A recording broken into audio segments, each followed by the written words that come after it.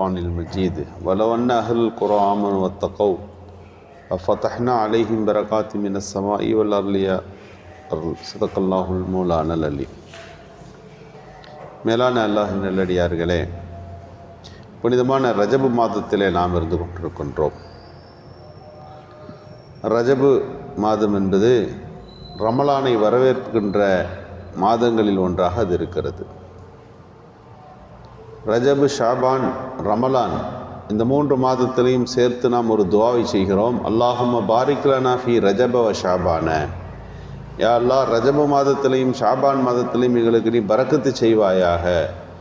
பல்லிகனா ரமலான், அந்த ரமலான் மாதத்தில் அந்த பரக்கத்துக்களை நீ அடைய செய்வாயாக என்று துஆக்களை ஒவ்வொரு வக்திலும் நாம் ஓதத் தொடங்குகிறோம். அந்த வரிசையில் புனித ரஜபு மாதம் என்பது பரக்கத்திற்குரிய ஒரு மாதமாக இருக்கிறது. பரக்கத்து என்று சொன்னால் மாதங்களிலே சில மாதங்களை அல்லாஹ் பரக்கத்தான மாதமாக வைத்திருக்கிறான். எப்படி பரக்கத்தாகிறது என்று சொன்னால், மாதம் எல்லா மாதிரி இருந்தாலும் இதில் கிடைக்கிற நல்ல அமல்களுக்கான கூலிகள் அதிகம் கிடைக்கிறது. இந்த மாதத்தினுடைய சூரியனும் சந்திரனும் ஒரு மாதிரி தான் இருக்கும். ஆனால் அல்லாஹ் பிரத்யோகமாக அந்த நாட்களில் பரக்கத்தை வைத்திருப்பார். பொதுவாக ஜும்மா தினம் பரக்கத்தான தினம் அப்படின்னு நம்ம ஹதீஸில் கேட்குறோம். நாட்களில் பரக்கத்தான நாள் ஜும்மாவுடைய நாள். நேரங்களில் பரக்கத்து இருக்கிறது. சுபு தொழுத பிறகுள்ள நேரம் பரக்கத்தான நேரம். அந்த நேரத்தில் நம்ம உறங்கக்கூடாது.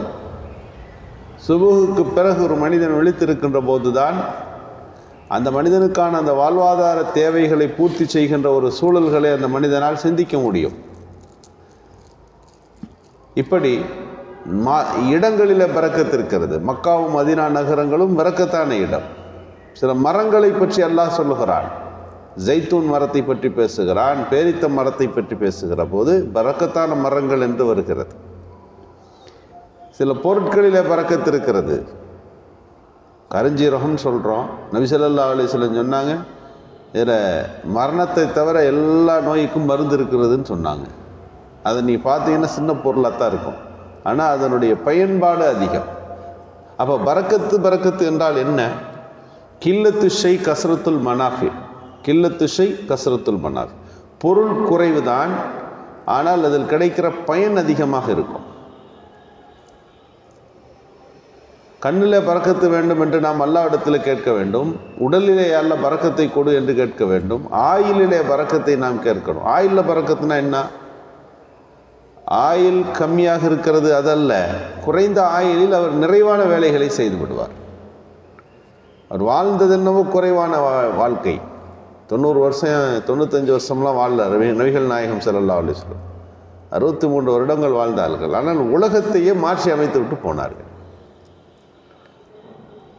சராசரியாக வயதுகளை பார்த்தால் இந்த உம்மத்திற்கு 70 வயது என்று சொல்லுகிறார்கள். ஆனால் நபிகள் பெருமானாருடைய ஆயுள் குறைவாகத்தான் இருந்தது. குறைவு என்று அல்ல அதற்கு பெயர். அந்த ஆயுளில் பரக்கத்தான ஆயுளை எனக்கு தா என்று நாம் கேட்க வேண்டும். இமாம் கஸாலி ரஹ்மத்துல்லாஹி அலைஹி வாழ்நாள் குறைவு, ஆனால் 1000 புத்தகங்களை எழுதினார்கள். முன்னால் வாழ்ந்த இமாம்களை பார்க்கிறோம், ஆயிரக்கணக்கான புத்தகங்கள், கிரந்தங்கள். புக்கனா ஒரு 10 பக்கம் உள்ளது எழுதினால் அது புத்தகம் சொல்லிடுவோம். இது ஆயிரக்கணக்கான பக்கங்களை கொண்ட ஆயிரக்கணக்கான புத்தகங்கள். வாழ்நாள் முழுக்க அவர்கள் எழுதி குவித்து கொண்டிருந்தாலும் அவ்வளவு முடியாது.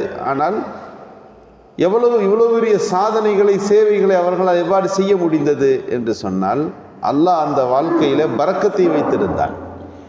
இன்றைக்கு நம்முடைய எந்த விஷயங்களிலும் பரக்கத்து இருப்பதில்லை.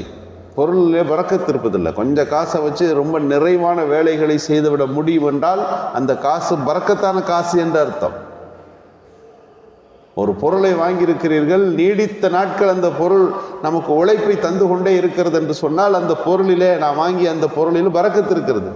நேத்தான் வாங்கணும், இன்றைக்கி ரிப்பேராக போச்சுங்க, தூக்கி போட்டுட்டு அதே மாதிரி ஒன்று வாங்கணும் என்று சொல்லுகின்ற போது அந்த பொருளில் பரக்கத்து இல்லாமல் போய்விட்டது என்று பொருளாகும்.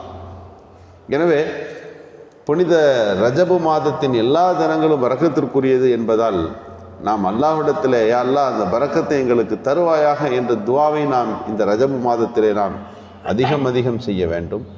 நபிகள் நாயகம் ஸல்லல்லாஹு அலைஹி வஸல்லம் அவருடைய காலத்துக்கு பிறகு அபூ ஹுரைரா ரலியல்லாஹு சொல்லுவார்கள், ஹஜ்ரத் உஸ்மான் ரலியல்லாஹு கொல்லப்பட்ட போது எல்லாருக்கும் ஒரு கவலை, வலி கம்மான், எனக்கு 2 கவலை இருந்துச்சு. ஒன்று கத்துல் உஸ்மான் ரலியல்லாஹு கொல்லப்பட்டாங்களேன்ற கவலை எனக்கு இருந்துச்சு. ஒரு பை ஒன்று வச்சுருந்தேன், அந்த பை காணா போச்சு, அதை நினச்சி ஒரே கவலைன்னாங்க. அந்த பையனா என்ன பையின்னு கேட்டாங்க. இன்னொன்று, அந்த பை ரசூலுல்லாஹ் துவா செஞ்சு, பரக்கத்துக்கு துவா செஞ்சு அந்த பையில் பேரிச்சம்பழத்தை போட்டு கொடுத்தாங்க. நான் எடுத்து சாப்பிட்டுட்டே இருப்பேன், அது வாட்டு வந்து கொண்டே இருந்தது. அந்த உஸ்மான் ரலியல்லாஹு கொலையின் பதட்டத்தில் அந்த பை எங்கே தவற விட்டு விட்டேன், அது தொலைந்து போனது என்று சொன்னார்கள்.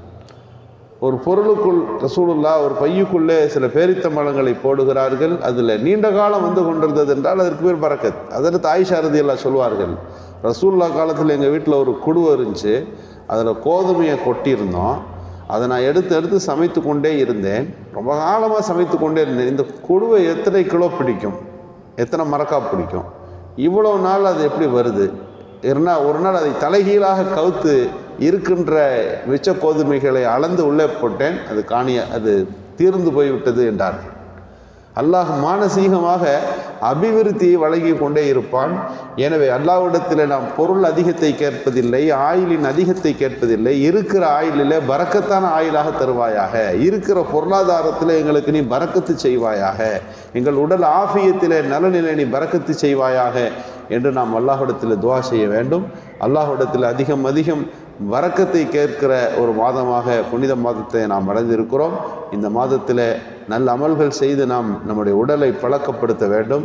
சில நோன்புகளையாவது இந்த மாதத்தில் நோற்று ரமலானை வருகிற போது வரவேற்க தகுந்ததாக நம் உடலை மாற்றிக்கொள்ள வேண்டும். மருத்துவ ஆலோசனைகளை எல்லாம் இந்த மாதத்தில் நாம் நிறைவுபடுத்தி கொள்ள வேண்டும்.